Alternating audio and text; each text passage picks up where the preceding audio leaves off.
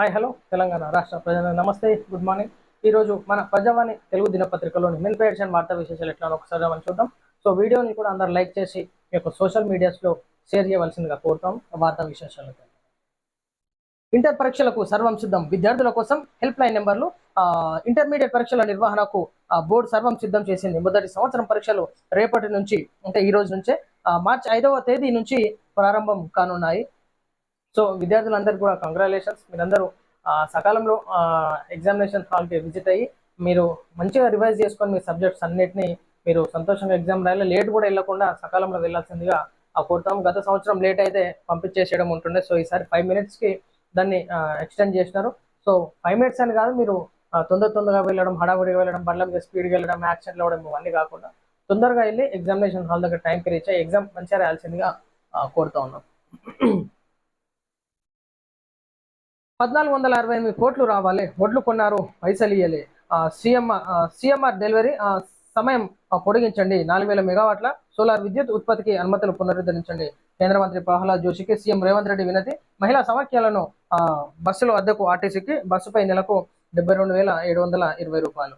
పౌర సరఫరాల శాఖకు సంబంధించి తెలంగాణకు రావాల్సిన 1891 కోట్ల బకాయిలు వెంటనే చెల్లించాలని కేంద్ర ఆహార పౌర సరఫరాల పునరుత్పాదక ఇంధన వనరుల శాఖల మంత్రి ప్రహ్లాద్ జోషిని ముఖ్యమంత్రి రేవంత్ రెడ్డి కోరారు. మంగళవారం ఢిల్లీలో కేంద్ర మంత్రిని ముఖ్యమంత్రితో పాటు మంత్రి ఉత్తమ్ కుమార్ రెడ్డి కలిసారు. ఏదైతే బకాయిలు ఉన్నాయో దాన్ని వెంటనే ఇస్తే సో ఆర్థికంగా రాష్ట్రానికి సపోర్ట్ చేసినట్టు ఉంటుంది. సో అదే విధంగా తెలంగాణ రాష్ట్రానికి అన్ని విధాలా సహకరించాల్సిందిగా కోరుతున్నాం అన్నట్టుగా ఇది మన ఉత్తమ్ కుమార్ రెడ్డి గారు, రేవంత్ రెడ్డి గారు కూడా అక్కడ ప్రస్తావన తీసుకురావడం జరిగింది. ప్రభుత్వ భూముల అమ్మకానికి సర్కారు కుట్ర, నాడు ముద్దులు నేడు టెండర్లు. అసెంబ్లీని తప్పుదోవ పట్టించడం మాజీ మంత్రి హరీష్ రావు ఫైర్. ప్రభుత్వ భూముల అమ్మకానికి రాష్ట్ర ప్రభుత్వం కుట్ర పంతుందని మాజీ మంత్రి హరీష్ రావు ఒక ప్రకటనలో విమర్శించారు. అసెంబ్లీ సాక్షిగా ప్రజలను తప్పుదోవ పట్టించిన సర్కార్ వెంటనే క్షమాపణ చెప్పాలని ఆయన డిమాండ్ చేశారు. మీరు అమ్మినప్పుడు ఎటువైంది? మిమ్మల్ని చూస్తారు, మీరు అమ్ముతారు. ఆర్థికంగా ఏమైనా చేయాలంటే కథం ఉచిత హామీలు ఇవ్వాలి, అది నెరవేర్చకపోవడంతో ప్రభుత్వ భూముల పని పట్టాలి. అట్లనే ఉంది, ఎవరేం ఉద్దారకం చేస్తలేరు. కానీ అనర్హత వేటు పిటిషన్ విచారణ వాయిదా. పార్టీ ఫిరాయించిన కాంగ్రెస్ లో చేరిన బీఆర్ఎస్ ఎమ్మెల్యేపై అనర్హత వేటు వేయాలని కోరుతూ దాఖలైన పిటిషన్ ఈరోజు సుప్రీంకోర్టు విచారించింది. విచారణ సందర్భంగా జస్టిస్ గవాయ్ కీలక వ్యాఖ్యలు చేశారు. ఇది ముందుగాల నుంచి సోయి ఉంటేనేమో పార్టీ ఒక పార్టీలో గెలిచి ఇంకో పార్టీలో జంప్ అవ్వడం, ఇది ఫస్ట్ నుంచి పటిష్టంగా చేస్తే కార్యకర్తలకు, ఈనాడు కార్యకర్తలు ప్రజలు ఎంతో బాధపడుతున్నటువంటి సిచ్యువేషన్ మనం చూడవచ్చు. ఒక పార్టీలో గెలిచి మరలా ఇంకో పార్టీకి వెళ్తున్నటువంటి సంఘటనలను మనం చూడవచ్చు. సో అది ఇప్పుడు పార్టీ ఫిరాయింపుల కేసులో అది విచారణ కొనసాగుతుంది. సో అది ఏ విధంగా కొనెళ్తుందో చూడాలి. నేరాలు నిల్, జనం ఫుల్. మహాకుంభ్ రికార్డ్ ఇది. ప్రయాగ్రాజ్ లో 45 రోజుల పాటు జరిగిన మహాకుంభమేళలో ఒక్క నేరం కానీ ఈవ్ టీజింగ్ వంటివి కానీ చోటు చేసుకోలేదు ఉత్తరప్రదేశ్ ముఖ్యమంత్రి యోగి ఆదిత్యనాథ్ అన్నారు. వాస్తవానికి మనం ఒక చిన్న ఫంక్షన్ చేస్తాను, ఎన్నో ఇబ్బందులు పడుతూ ఉంటాం. కానీ ఇక్కడ కోట్లాది మంది భక్తులు రావడం జరిగింది కుంభమేళకి. సో లైట్గా అపశృతులు అక్కడక్కడ జరిగినాయి, మంటలు అంటుకోవడం కానీ ఆ గుడారాలకి. సో దానికి మించి ఏ విధమైనటువంటి సంఘటనలు చోటు చేసుకోలేదు. సో వాళ్ళందరూ కూడా కృతజ్ఞతలు, అధికారులు కానీ టీం కానీ వాళ్ళందరికీ, ముఖ్యంగా యోగి ఆదిత్యనాథ్ గారికి కూడా అంతమంది కోట్ల మంది వచ్చినటువంటి వారిని కూడా మేనేజ్ చేయగలిగినంటే చాలా గ్రేట్. సీతారామ ప్రాజెక్ట్ కాలువ పరవళ్ళు. ఏదైతే రైతులకి మరి సీతారామ ప్రాజెక్ట్ వల్ల కాలువ పరవళ్ళు ఎన్నో ఏళ్ళుగా ఎదురు చూస్తున్నటువంటి దానికి మరి నాడు పరవళ్ళు పారుతా ఉంది గంగాజలం. సో రైతులందరికీ దీన్ని వాడుకలో తీసుకొచ్చినందుకు అలా ఉన్నటువంటి వారికి కూడా కృతజ్ఞతలు తెలియజేస్తున్నాం నాయకులందరికీ. గ్రాడ్యుయేట్స్ ఫెయిల్యూర్, విద్యావంతుల ఓట్లు ఫసక్. సరిగ్గా ఓటు వేయలేని పట్టభద్రులు, ఉపాధ్యాయులు. బాక్స్ల నుంచి 10% పైగా చెల్లని ఓట్లు.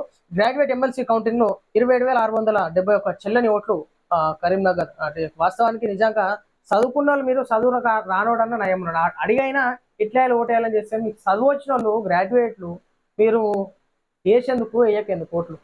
ఇన్ని ఓట్ల 27,671 చెల్లని ఓట్లు అంటే సిగ్గుచేటుగా భావించుకోవాలి. ఏం చదువుతారు, ఏం మీకు చదువు నేర్పినోడు ఓడు ఓట్లు ఎందుకు వేస్తారు? ఎమ్మెల్సీ కౌంటింగ్ లో 879 ఫెయిల్. నల్గొండల టీచర్ ఎమ్మెల్సీ కౌంటింగ్ లో 472 వేస్ట్. పెద్దల సభకు సభ్యులను ఎన్నుకోవడానికి రాజ్యాంగం విద్యావంతులకు, ఉపాధ్యాయులకు ప్రత్యేక అవకాశం ఇస్తే పనికిరాని ఓట్లు వేసినారనమాట.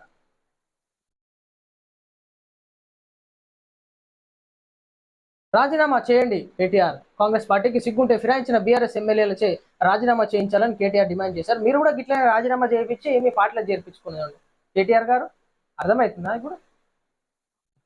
కాంగ్రెస్ పార్టీలో చేరిరు అంటారు కదా, మీరు చేర్పించుకున్నప్పుడు మీది ఎటు పోయింది, మీ ఆలోచన ఎటు పోయింది? రాజీనామా చేపించి మళ్ళీ ఎలక్షన్స్ పెట్టి అప్పుడు చేపిస్తే మీకు కూడా మంచి గుర్తింపు ఉంటుండే.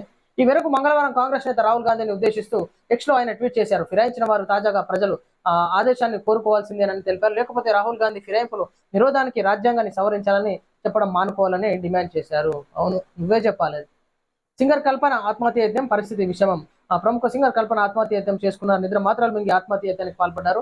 స్థానికులు ఆమెను హోలిస్టిక్ ఆసుపత్రిలో చేర్పించారు. సో ఉన్నటువంటి ఫ్యామిలీ తగాదాలు ఏమున్నాయో దాని కోసం నిద్ర మాత్రలు మింగి 2 రోజులుగా దర్వాజాలు పెట్టుకుంటే మరి ఉన్నటువంటి ఇన్ఫర్మేషన్ రావడంతో దర్వాజాలు తీసాం. పోలీసులు వెళ్ళి అక్కడ దర్వాజాలు పల్లగొట్టి హాస్పిటల్కి తరలించడం జరిగింది. సో అంతర్గతంగా మరి ఏమి జరిగింది అనేది తెలియాల్సింది. సో ఇది ప్రజలారా మనం చూస్తున్నాం ఈరోజు మన ప్రజావాణి తెలుగు దినపత్రికలోని మెయిన్ పేజ్ వార్తా విశేషాలు. అందరికీ సెలవు, నమస్తే.